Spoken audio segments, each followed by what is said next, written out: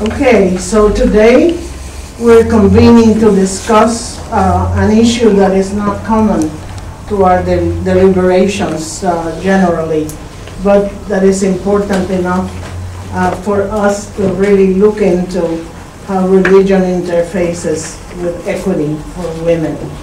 So we have three representatives of major religions, women who have excelled in their own faith, to share with us what we need to form opinions about what is happening in the U.S. today and how, if at all, we want to interface with the religious happenings in our time.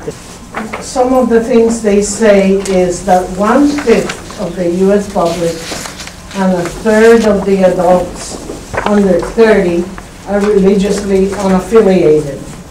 And another interesting fact is that 206 faith-related groups advocate on Capitol Hill.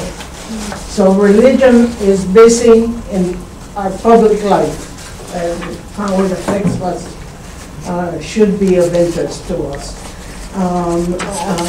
Finally, these documents that I picked at random from what they had on their website give you an idea of what's happening religiously in the United States.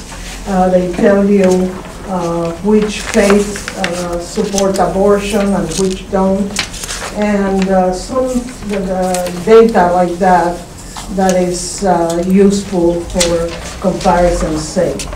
To start us on this look at the religious landscape, I turn to Jan Cope, the canon, vicar of the Episcopal Church Cathedral that we see off on Wisconsin Avenue.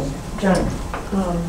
First, thank you to Carmen for the invitation and to all of you for engaging in this topic. Secondly, just to set straight the context from which I'm going to be coming. I'm not going to attempt to speak for all of Christendom. They have one.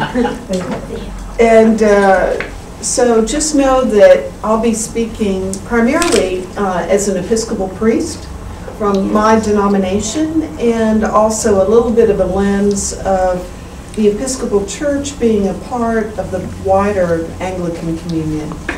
You may know that the Episcopal Church is connected relationally with the Anglican Communion. Probably the best known representative of all that is the Archbishop of Canterbury in the Church of England. And in other provinces around the Communion, they might be known as the Anglican Church. But in the United States and a few other countries, we're known as the Episcopal Church. It's a little confusing, but we have relational branches in about 165 countries around the world. So just know I'm not going to try and do the broad stroke of history in the world in 20 minutes. Because Carmen set us up with some statistics, I wanted to touch base a little bit on that. And I was visiting with Hannah before we started, and interestingly enough, in the Episcopal Church, women have been ordained for about 40 years, which is the same in Judaism. And of course that all culminates with what was happening culturally, I think, in our country and around the world in terms of the women's movement, etc. And so just a brief look on where we are sort of 40 years later in the Episcopal Church. Currently, there are 2,471 ordained women compared to 4,188 men who are active in our sort of clergy pension process, which means that of the active clergy, about 37% are women. In terms of recently ordained and employed clergy, men represent 62%, and about 66% of all employed clergy in the Episcopal Church in the United States. Just in terms of wages, which is something I know everyone always looks at, recently ordained female clergy consistently made between $1,000 to $7,000 less than male clergy of the same age, and that women can also expect about a 1,766 smaller salary increase when changing parish positions than men. As a gross statistic, women clergy are consistently realizing smaller gains from taking new jobs than men. And in terms of our hierarchy, we have priests, which is what I am, a bishop who helps to oversee a diocese, and then we have archbishops. Now, I gave you some of the not so encouraging statistics. Let me focus in specifically in my context in Washington and in the Diocese of Washington. We have a female bishop. She is probably one of about 3% in the United States of diocesan bishops who are women. And in the broader Anglican Communion, the United States and a few countries represent one of about 38 provinces around the world. And there's only one female primate or archbishop, and that would be my primate and archbishop, Catherine Jeffords Schori. She's the only one who's an archbishop level all across the world. So know that my lens is pretty biased by me being a priest and the first female vicar at Washington National Cathedral, my diocesan bishop who is a woman, and my primate who is a woman. So know that my lens is going to be a lot different than some people in other places. So a little more on my context. Many people don't know that the National Cathedral only formalized a congregation 7 years ago. People have been worshiping there, for over 100 years, but it's only been within the last 7 that we formalized a congregation. I am the second vicar at the cathedral and the first woman. So my predecessor was obviously a guy. And despite the statistics of the unaffiliated and some of the more depressing, from my vantage point, overall data of declining membership across the board in major religious organizations, we've had an uptick in our membership, and in particularly with young adults. At the cathedral, we have a burgeoning young adult 20s and 30s group, over 500 on the listserv. That doesn't mean they're all sitting in the pews every Sunday. And they wouldn't necessarily, in response to a Pew survey, say that they're an Episcopalian or respond in that sort of affiliated way, but they very much consider themselves belonging. And I would be surprised if some of my colleagues here don't have some of the same things going within their traditions. And so know that in 40 years we've made some progress. We're obviously not there yet, and I'm going to speak just briefly a little bit more about that. But I'm very cognizant of the fact that we stand on the shoulders of people who blazed that trail 40 years ago and have continued to blaze that trail. And so for me, it's a hopeful sign of progress, but it's sort of an already but not yet. There's much more to be done.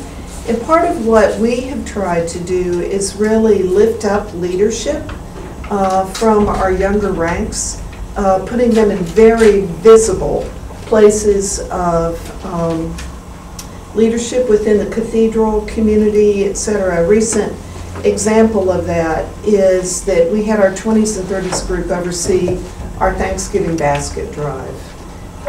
They set what they thought was an aggressive goal for them of 360 baskets. They came in with 432. And some of the leadership on that were women that we try and help lift up. I'm proud to say that one of the members of the 20s and 30s group went to her employer and ended up getting 100 turkeys donated. She stepped up to the plate, but she was empowered to do that. And I think that that's part of our responsibility, is when we have opportunities to lift up younger leadership, and particularly women, that we help empower them to use the gifts that God has given them. I think that we also have opportunities to be pretty visible examples of women who have achieved some success in our faith traditions, and to witness that for others. Women have been ordained in the Episcopal Church for 40 years in this country, but it's only been within the last couple of years that that's universally been the case in every place around our country. And it is not universally the case around the world. There are places in the Anglican Communion where a woman cannot be ordained. I've been in some of those places, and in some incredibly remote areas of Africa and some other places, and I purposefully wear my clergy collar. I'm not up in people's faces, but it's clear that I'm a priest. And I remember one experience a few years back, and I was in Malawi, where women are not ordained. And the bishop, who is very supportive, was the bishop there was with me. And in a very rural village, some women and young girls came up and kind of looked at me at this strange oddity. I mean, I know I'm pretty strange looking, but it wasn't just me. It was the collar, and they couldn't figure that out. And so they went to the bishop and said, "Is she a priest?" And he said, "Yes, she is." And then, I mean, they were attached to me like glue. It was a powerful witness, without my saying a word, that this is a possibility. Maybe not now, maybe not today in your context, but know that this is a possibility for you. And we know that story from all of our different vocational lives, of just trying to say, this can be you too, and to try and get over some of those barriers. And I think one of the opportunities we have is not only to model, but to mentor, and I touched on that just a little bit ago. I highly recommend, if you haven't read it, this book, The Confidence Code, by Katty Kay and Claire Shipman. And it combines scientific research as well as firsthand accounts of, I think for so many women, it's really a matter of having the self-confidence in a culture that has some different examples out there, so to speak. And they, as journalists, talk about different times when a male colleague would jump out and say, well, I can cover that. And they might have held back because they felt they didn't have the depth of substantive experience to go in to report on something. And so they felt they didn't have a grounding, but they looked at their male colleague who had no grounding. And what was it that enabled him to say, I can do this, and held them back? And I think that part of the opportunity that we have to mentor those who are coming up behind us is to say, of course you can do that. It's just a matter of, self-confidence and taking some risks. And part of what they say in this book is that we have a choice, often as women, to make less people-pleasing and perfectionism and more action and risk-taking. That's part of what that book is about, and I think that's part of what we can model and help mentor other people in doing. And another book that's been very instructive for me is just recently published. It's called Looking Forward, Looking Backward, 40 Years of Women's Ordination. Now, it tells the story in the Episcopal Church, but I would be shocked if it didn't mirror some of your stories in Judaism. And I just want to read one piece of that for you, because it speaks to what I've been trying to say, and hopefully a lot more articulately than I've done it. The visibility of female priests and bishops during the latter 20th century as vocational models for girls and young women has been beneficial, and it's got a chart that talks about that. It shows the age of women's first sense of call to the priesthood, which has declined rapidly from earlier generations to around 20, similar to men. We've caught up with people believing this could be a possibility, this could be a vocational call for me. Many younger women also went to seminary in an era of more supportive attitudes towards feminism in its various expressions and had more female professors. A few were challenged or blocked in the ordination process because of their gender, already, but not yet. Mentoring as a form of grooming future leaders through informal networks has been a powerful way of passing on valuable knowledge and recommending clergy for key opportunities in the ministry. In other words, if we hear about openings in other strong pulpits, it's up to us to help identify other women who would be successful and a great blessing to whatever that congregation or community of faith may be. 40 years ago, older clergy would identify promising young men and occasionally women with the ability and drive to break fresh ground in the church. Mentoring was effective but also exclusive, appreciated but not necessarily expected. This is changing, especially among Gen X priests. The higher desire for mentoring among women may reflect a residual sense of a church's organizational culture and leadership structure still being largely male-dominant. Yet the percentage of men and women who actually are mentored has been similar over the years. So it's changing, but we have to be part of that change in identifying others who would fit well into these opportunities. So let me just quickly conclude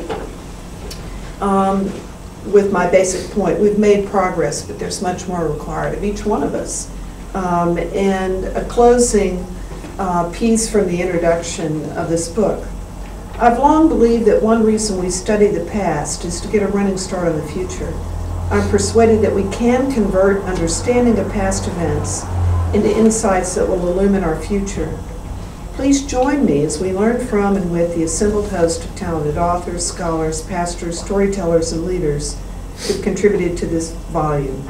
They have sobering, at times amusing, often challenging, and deeply instructive lessons to share. We each have work to do as we pursue the gospel of transformation. Emboldened by lessons that we have learned, let us move forward to celebrate the 40th anniversary of Women to the Priesthood with smiles upon our faces.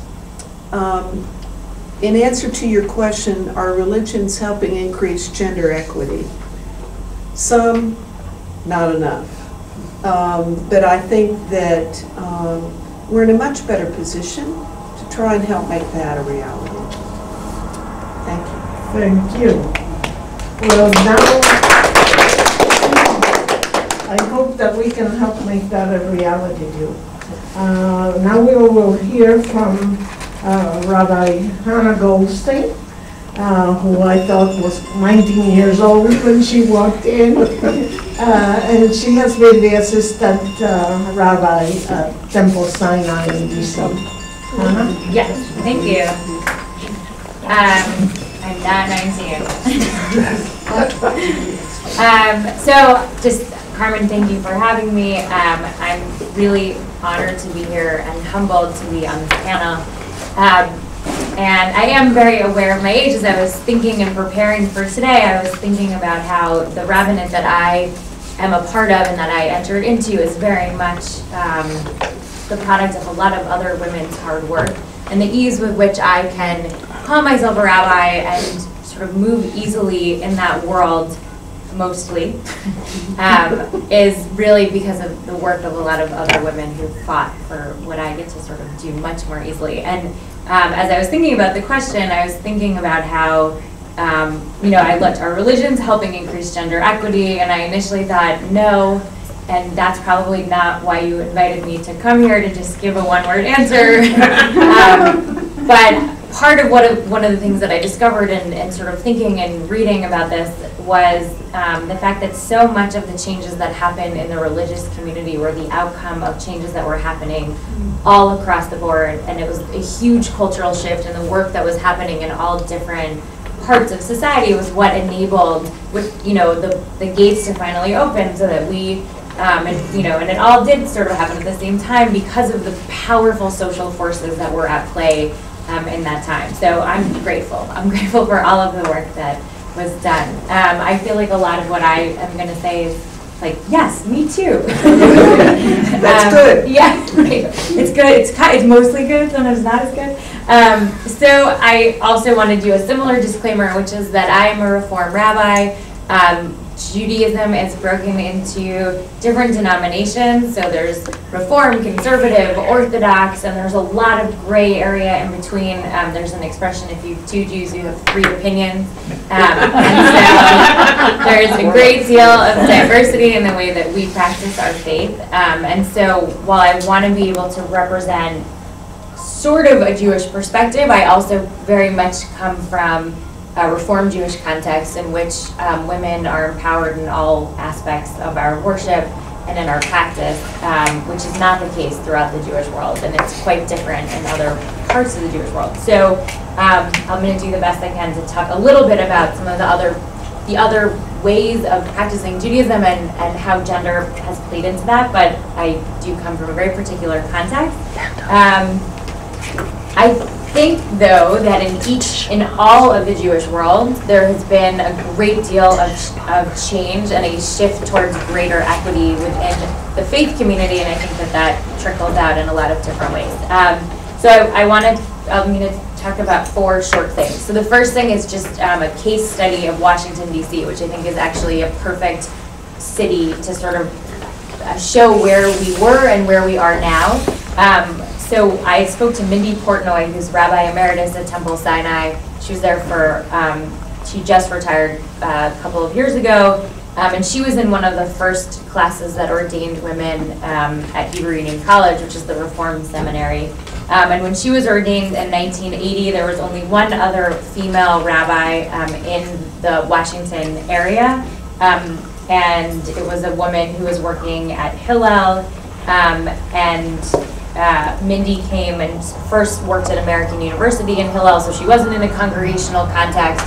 And so in some ways it was a different dynamic. There was different questions, and she reflected that students were in some ways more open-minded, and it was a little bit different than going straight to the congregation. But she joined the Temple Sinai clergy in 1986. And she described her experiences of being a rabbi were a bit like being a Martian. People maybe had heard of them but didn't really think that they existed. And so every time she told anyone that that's what she did, it was really groundbreaking and revelatory, and people couldn't quite believe it. And she faced, in her rabbinate, she confronted all kinds of questions. What does a woman rabbi wear? What happens when a woman rabbi gets pregnant? All of those kinds of questions. And she was figuring it out because there weren't any mentors. So she wrote a book called Ima on the Bima, My Mommy is a Rabbi, in 1986. Ima means mom in Hebrew.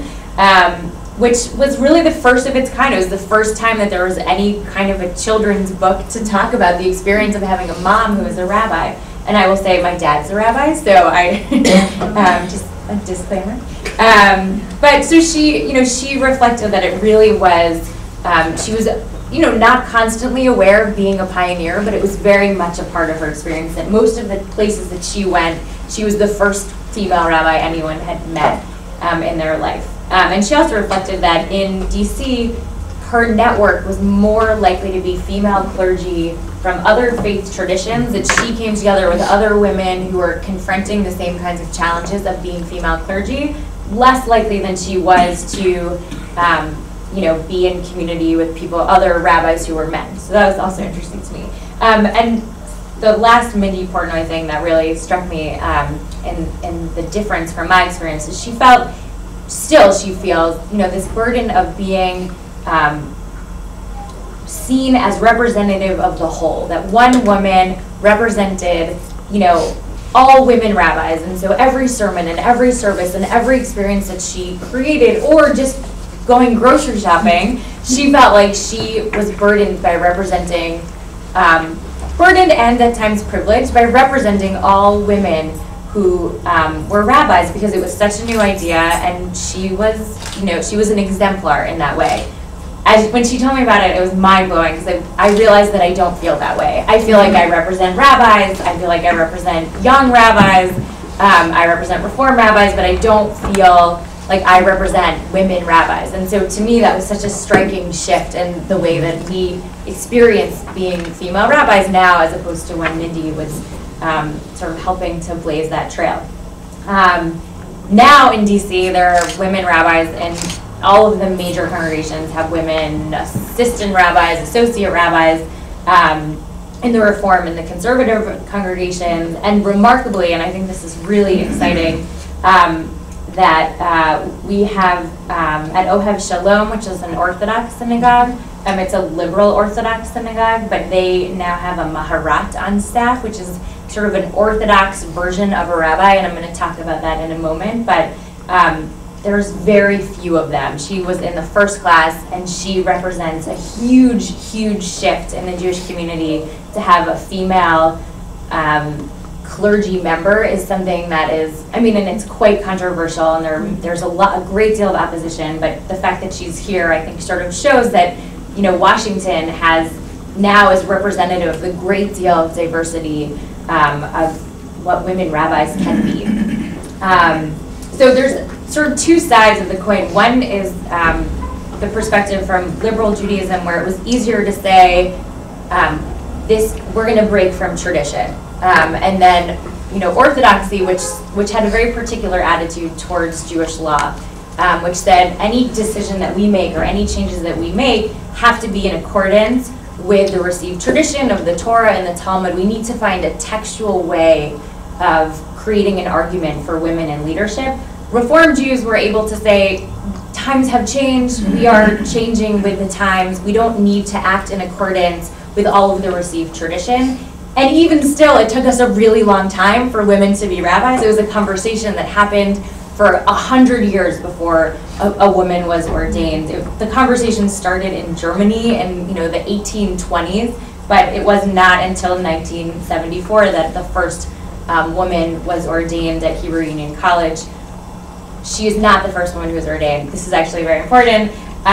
She's oftentimes discussed as being the first woman who was ordained. There was actually, it is important to me to have everyone know Regina Jonas's name, who is actually the first woman ordained. She was ordained in Germany, and she was ordained in 1935. Unfortunately, it was not a great time in Germany, so she never had a congregational position, but she taught and she preached from the pulpit, and as things got worse, she filled in for rabbis and served their communities when they needed her, however she was able, and she died in Auschwitz in 1944, so her legacy for many years was lost. So she's not part of this conversation, so it's important to me to say her name and to teach you about her, because we didn't really know about her until actually the 1970s, when there was this new wave of focus around women in the rabbinate that suddenly, through some research, her name surfaced, and she was able to be more celebrated as one of the first women rabbis. And I would say that in the Reform context, it was just a lot easier, because it was hard.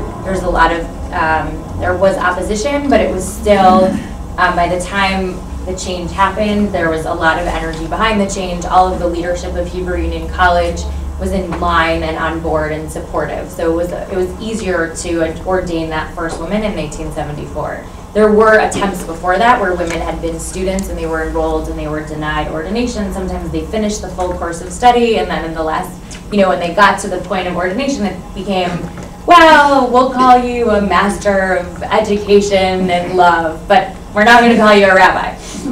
So it wasn't until 1974 that they made that change. And now, I don't have statistics, but my class when I was ordained was slightly more women than men, and the entire time that I was in rabbinical school, it was female dominated. There were more women than men in each class that was in HUC, Hebrew Union College, when I was in school. So there are a great deal of new women rabbis coming out right now. It is very different in the Orthodox context, because they are working with, they have to work within a very strict legal framework, and in order to make any changes, they need to be able to defend it through Jewish law and Jewish legal precedent. I was talking about this with my dad, the rabbi dad, and he actually quoted, he said, I need to tell you I just heard this great quote from Cardinal O'Malley on 60 Minutes. When he was interviewed, he said, if I were founding a church, I'd love to have women priests, but Christ founded it, and what he has given us is something different. And I think that quote actually crystallizes a lot of the challenge when you're working in a halachic, which is a Jewish legal framework. There's even the desire to make change is not enough. You still have to figure out how to reconcile that change with the received tradition and with your past. And so the energy around this new position of Maharat there's a lot of Jewish legal underpinning that sort of says, this is how we can do this. This is how a woman can take this role. And there is a great deal of pushback in the Orthodox Jewish community. The RCA, which is the Rabbinic Orthodox, it's the Rabbinic Council of America, I think. They are opposed to women taking these positions of leadership. So that's sort of the frontier that this is happening on right now. The last thing that I want to mention is the social justice component, because I think this is the way that we transcend our little universe of, Jewish women making progress within our own context, but how do religions actually serve as a force for equity in the greater world? And I would say that because there are more women in leadership in Jewish organizations, and because such a large part, particularly, I would say this is true across the board, is the prophetic call of working for justice, the issues that we are working for in Jewish organizations, and that work is animated by the needs and desires of women. So we have just a couple of examples. The Religious Action Center, which is right across the circle, which it's the hub of Jewish social action and legislative activity in Washington. has worked, I mean, it's worked in the secular sphere since 1961. It helped write the Civil Rights Act. It was written in the basement of the RAC. And they've worked strongly on reproductive rights and women's issues, all sort of through a Jewish framework, but it's all, they are working in the secular political world. And the other thing that I wanted to mention was the American Jewish World Service, which is another social justice organization that works through a Jewish lens, but it works with a global focus and works particularly in the global south. And their campaign right now is, it's called the We Believe campaign, and it's working to stop violence against women and girls, hate crimes against LGBT people, and also to end child marriage. And they're working to lobby Congress to pass IVAWA, the International Violence Against Women Act. So this has, real legal political ramifications outside of just the Jewish world. And I think that's where I'm going to stop. Thank you. Great. And now we will hear from Donna Hakimian from Baha'i International, and hopefully that she will give us also a vision about Baha'i internationally, where we know you have done a lot. Thank you very much. So I just wanted to, first of all, that's really interesting. I felt like I just could keep listening and listening. Now, I have to talk now. So, I just wanted to thank so much the organizers. Actually, one of the very first events I attended when I started this role was actually back when the meetings were on the other side of the circle.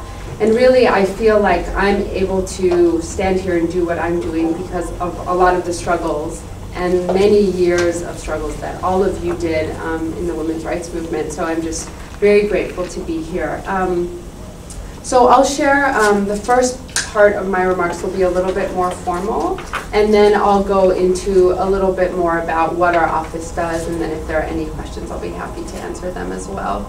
So as was mentioned, I'm the representative for gender equality and the advancement of women at the U.S. Baha'i Office of Public Affairs. So our office represents the U.S. Baha'i community with the U.S. government, with NGOs, with the media. And specifically, our office works in a couple of different areas. So one thing, unfortunately, because in a number of countries around the world, Baha'is face persecution, that really takes up a lot of the work we do, but that's absolutely not the sort of sole focus. In addition to that, there's the promotion of human rights in a number of different areas. For example, just this week was, or last week was the 25th anniversary of the Convention on the Rights of the Child. So we've been very involved with those ratification efforts, as well as sustainable development. We do a lot of that work, as well as gender equality and the advancement of women, which is the area I work in. So just a little bit about my own context and background. So I was born in Iran to a Baha'i family, but at the age of 2, my family fled religious persecution. At the time, unfortunately, many thousands of Baha'is were being imprisoned and many were being killed. And so it's something that sadly Baha'is in Iran and other countries still face. And things like the denial of access to higher education is one of the things that Baha'is in Iran are still sort of struggling to have these basic rights be accepted.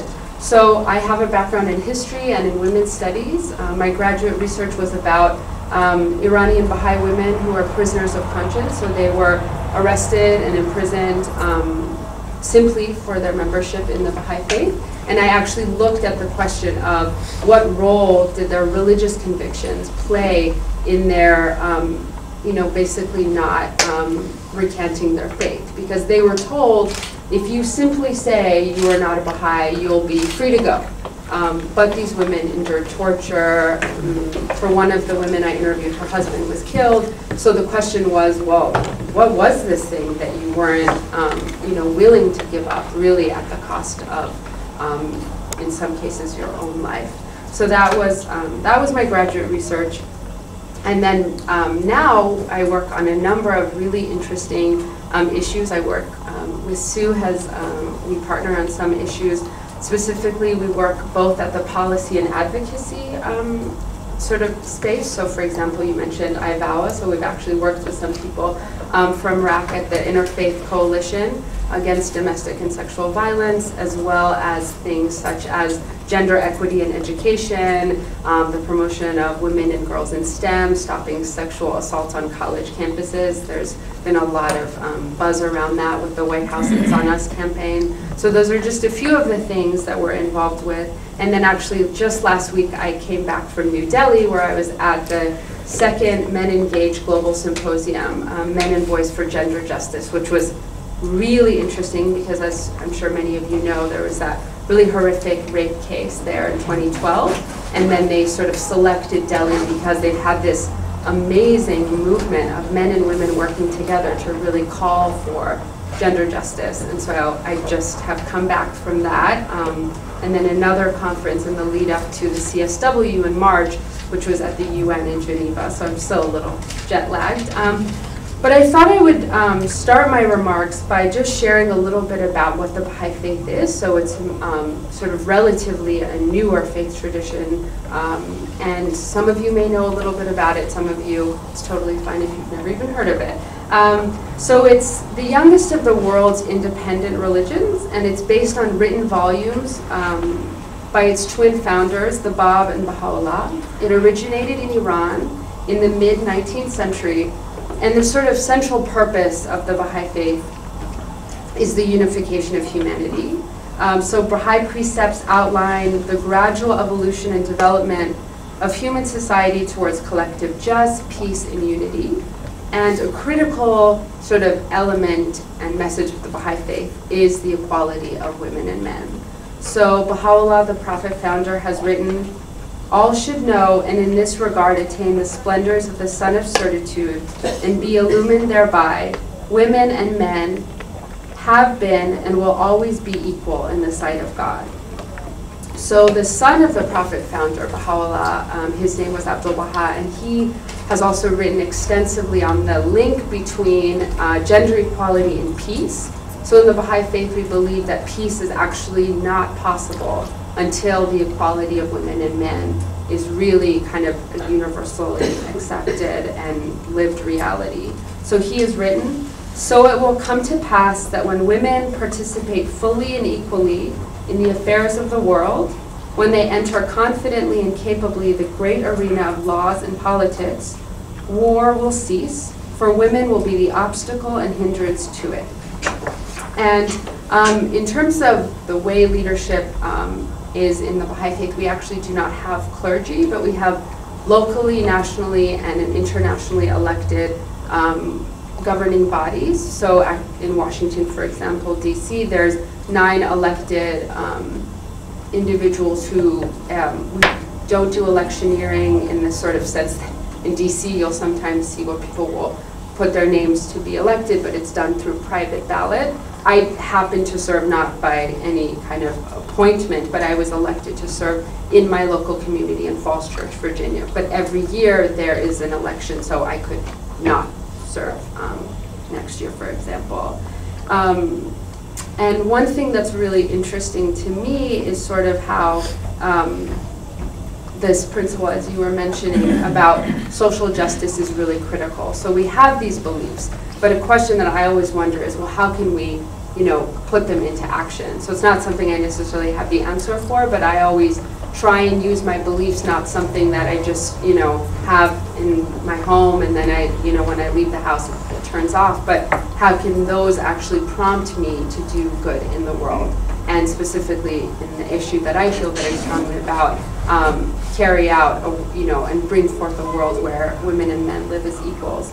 So what I thought I would do, as again I have a background in history, is share 3 individuals from Baha'i history.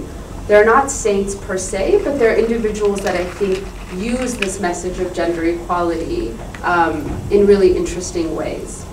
So the first individual I'd like to discuss, her name was Tahirih. She was born in Persia in 1817, and she was known both for her literary gifts. She was a poet, she was a theologian, and she's also very well known for publicly unveiling, removing her veil, in the year 1848. So right now we may think, okay, well, what's the big deal? You know, we live in a society, some people wear the veil, but largely, you know, none of us in this room are. But at that time, the context in Iran was such that there were even different door knockers for men and for women. Lest a man answer for a woman and a woman answer for a man, the society was completely segregated. And she was actually one of the early leaders of the Babi faith, which was the predecessor to the Baha'i faith. And so she was very much in a public role, and I, personally have her as one of my own heroines. And sadly, in August of 1852, she was sentenced to death. She was strangled by her own veil was used to strangle her.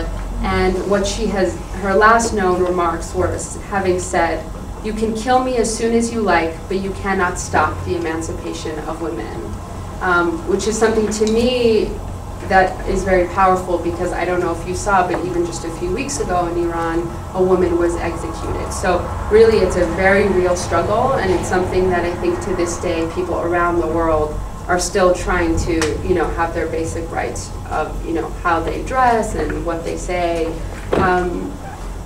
And so her story, while it ends, on a very sad note, was amazing that she was able to be in these public spaces, to speak, to be, analyzing religious texts in a context which was really, everything was sort of against that.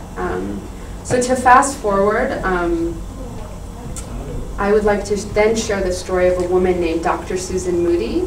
She was an early American Baha'i. She was born in Chicago in 1851, and then she traveled to Iran in the year 1909. So one thing that I find really interesting about Dr. Susan Moody, well, a couple of things. First of all, she became a physician later in life. And so I know sometimes in our society we think, well, older women or aging women, what role do they have to play? But she was amazing, because she went later in life, traveled to Persia, and she set up some of the very first gynecological clinics for women and schools for girls. So in that time, if some of you again are aware of the sort of sociocultural context of Persia at the time, medicine was actually, especially mental health, was not treated as something that was curable in the sense of like going to a clinic, whereas if a person was seen as being possessed by a demon, for example. And so she went and offered free, well, not, I don't know about the cost of it, but in terms of she opened the doors to one of the very first clinics. And she also faced great persecution. There are primary sources that I've read of her time there where she would be sort of chased down the streets, rocks would be thrown at her. And interestingly, an American soldier was actually sent to protect her. His name was Major Embry, and he was sadly killed, actually, and he's buried in Arlington Cemetery. But there are photos, if you look at some of the original texts, where she's actually standing with a group of male physicians. She's standing at the front. And what was very interesting in some of the research that I'd done on her is that it was very different than sort of a colonial compound where she would live and then sort of be far away from the rest of the citizens. She actually lived with an Iranian family. She learned to speak Persian, and then she died in Iran. So Dr. Susan Moody, like Tahereh, is another individual from Baha'i history who I feel took these principles of gender equality and really use them to good ends in terms of social justice. And the last woman that I'll share is somebody that is very, very close to my heart. She was born in 1965, and her name is Mona Mahmoudnejad. She was executed in 1983. She was imprisoned at the age of 17, and really her main crime was to have been a teacher of children's classes. So again, as I mentioned, my graduate research was about the resilience of these women. So I had the great fortune of actually interviewing a woman who was in prison with Mona.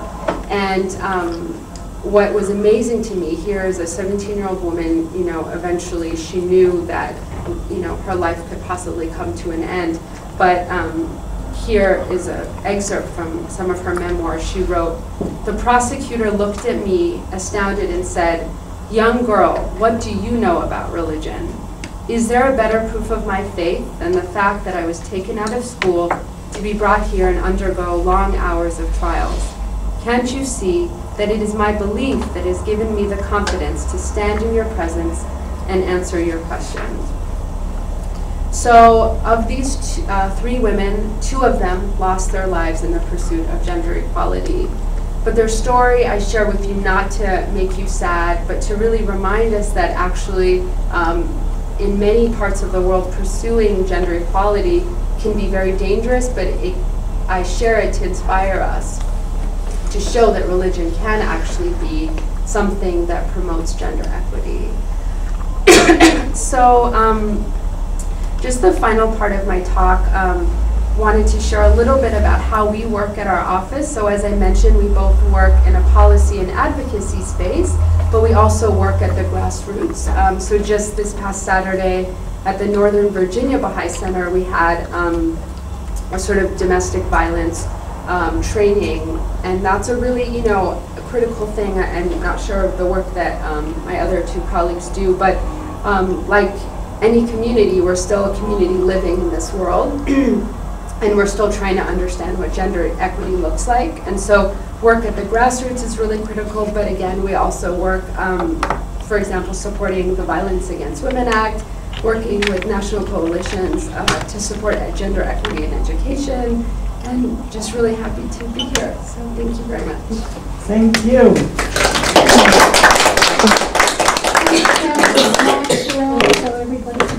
We have really heard from 3 faith orientations, and there are lots of lines that seem to merge together. And the article that we distributed talks about 2 perspectives, one a Catholic perspective and another a perspective of an organization created basically to allow women to aspire to higher offices. So the floor is open for questions. Yes, so we heard from 2 of you specifics about what your organization is doing, working for social justice, but we haven't really heard from the Anglican Episcopalian perspective. It will vary from church to church, but we too have an advocacy office on the Hill and work on a variety of social issues. One that, whether it's, immigration reform or violence or some of those issues. Hannah and I were just speaking. She is coming to the cathedral, representing the faith community in a vigil that the cathedral will be hosting on December December in a couple of weeks. That is around the time of the anniversary of the Newtown shooting. One of the areas with which the cathedral has particularly taken a very strong and public stance is anti-gun violence. And we have been a part of and also helped create any number of coalitions on that. I mean, that just cuts across the board in terms of one of the social issues that this country in particular, I think, is grappling with in terms of violence. But, we're involved in, the environment, a whole host of issues. Any other? Yes? Yeah, I'd like to make a comment. I'm very much involved with the Jewish community, and it was really fascinating to hear the history. I know some of the women who really initiated, and certainly the conservative movement, the inclusion of women in the rabbinate, and they were graduate students. One became a professor of Jewish history at Yale, another one teaches Talmud, which was very much a male-focused study. at the Jewish Theological Seminary. I wanted to say something about the Muslim community. I'm Vice President of Global Peace Services USA. We work in peace building and conflict resolution. And one of our board members was a Palestinian observant woman who wore a hijab. The word veil is a little murky. Hijab really is a scarf that covers your hair. It's not something that only shows your eyes. And she invited me to teach a Sunday school class at her mosque in Milwaukee, Wisconsin. And I worked as a sociologist with a colleague from Pakistan who was very active in her mosque and Sunday school. So it's really important to understand the role of Muslim women in American mosque. It is not the same as being in a mosque in Cairo or in Yemen. And they are playing an important role. There's an Americanization of the Muslim community, and it would be great sometime to have a woman. Any other comment? Question? Yes? Okay. Well, I was in San Francisco, and I think I mentioned to you last time, I saw the Ai Weiwei exhibit, where he has taken people who have been persecuted around the world and done their portraits in Legos. So if there's any way you can get to see this exhibit, it's pretty amazing. But I was struck by the number of Baha'i women still imprisoned in Iran. And luckily my daughter speaks Farsi at the 2nd grade level. So one of the strategies of this exhibit was people would write postcards to people who were imprisoned. So my daughter wrote to these women, and I'm wondering what you know about the current status of Baha'i women in Iran. Sure. Well, we kind of have, the director of our office works very closely on those issues. I was just wondering if each of you could comment on what your goals and perspectives are on reproductive rights and abortion. Reproductive rights, all except for the Orthodox, which is reproductive, like there's much more nuance here. But even in Jewish legal, sort of traditional Jewish legal texts in the Talmud, there's cases wherein to save the life of the mother, an abortion is mandated, or something like that. So there is, the most traditional Jewish sources would say that abortion is appropriate in some cases. And in liberal Judaism, we support a right to choose. So again, the story of Dr. Moody to me was indicative of the emphasis on women's health in the Baha'i faith. So in 1909, she went to set up these early clinics for women. So again, I may not know all the details, but from what I understand, it's really left up to the women to decide on, what the right approach or in terms of abortion, not in specific context, but yeah, I think that's kind of the thing. I mean, we do believe that the soul at the time of conception is with the body, so that is one piece of it, but then absolutely, in terms of specifics around that, it's left up to the discretion of the woman. Well, thank you. And on that note, I think we have Ms. Magazine to be presented to each of you. Thank you so much. Thank you for coming. Thank you very much. And thank you so much, our audience, for coming on a day when it's too close to the Thanksgiving holiday. But let's really revel in the fact that you three are succeeding in your respective faith, and we wish you the best for the future. Thank you. Very much.